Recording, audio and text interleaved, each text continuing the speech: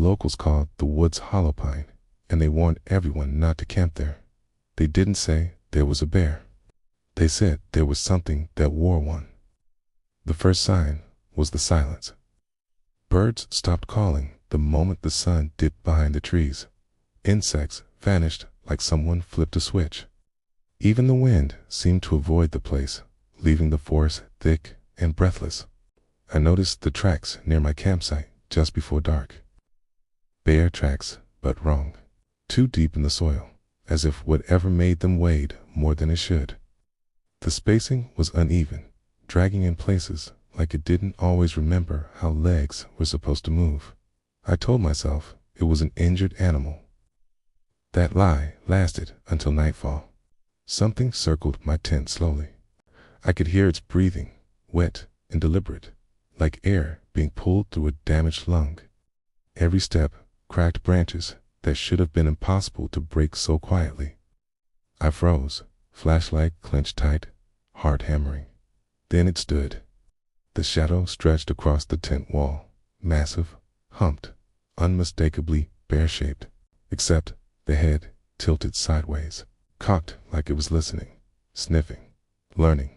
A low sound rolled from its chest, not a growl, not a roar, laughter. The zipper on my tent twitched. I burst out screaming, light flashing straight into its face. It was a bear. Mostly, its fur was patchy and dark, skin stretched too tightly over bone. One eye was milky white, the other painfully human-focused, aware. Its mouth pulled back in a grin no animal should make, lips peeling to expose teeth worn unevenly as if they'd been used for things other than eating. It didn't charge. It waited. I ran. Its branches tore at my arms as I sprinted through the woods. The sound of heavy footsteps, following but never closing the distance. It wanted me tired, wanted me scared. Every so often, it would huff loudly, letting me know exactly where it was. Still here. It tripped near the old logging road and fell hard, rolling onto my back. The bear stepped into the moonlight and rose up onto its hind legs. When I saw the scars, old ritual cuts carved into its chest, symbols gouged deep, half hidden beneath fur. Someone had done this. Someone had made it. The bear leaned down, close enough that I could smell rot and pine sap on its breath. It opened its mouth, and for a split second, I swore it tried to form words. Then, headlights blasted through the trees.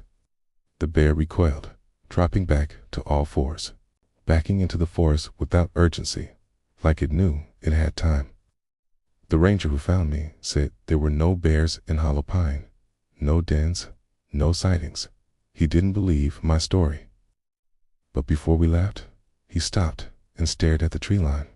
There, nailed to a tree at eye level, was a sign I hadn't seen before. Okay, do not feed it, do not follow it, do not run too fast, because something in those woods doesn't hunt to eat. It hunts to learn how to be you.